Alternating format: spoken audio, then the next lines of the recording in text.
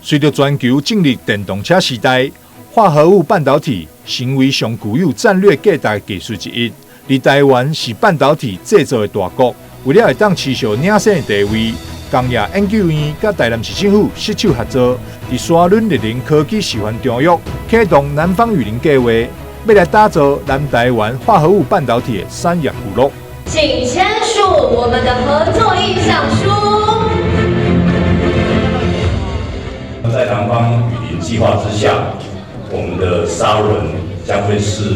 以化合物半导体为主的汽车电子试量产，还有测试验证中心。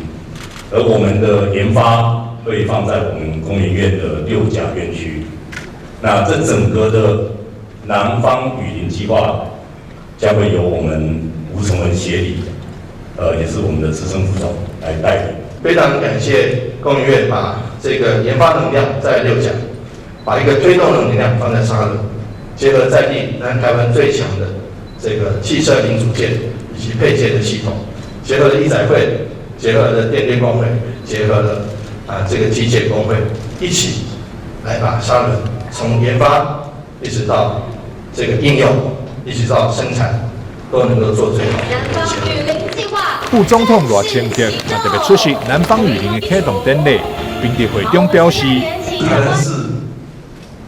的产业这个汽车的这个机汽车的零组件的产业其实是非常发达的。全台湾每一年的产值大概超过2000亿新台币那有1/3是在南台湾，那台南市是其中的产业的重镇产业的重镇。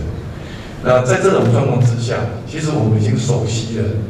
这个整个市场的运作。那特别是我们的产品主要聚焦在车灯或者是碰撞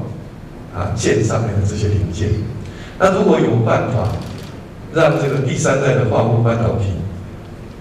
不管是氮化镓或是碳化硒等等，能够来加值的话，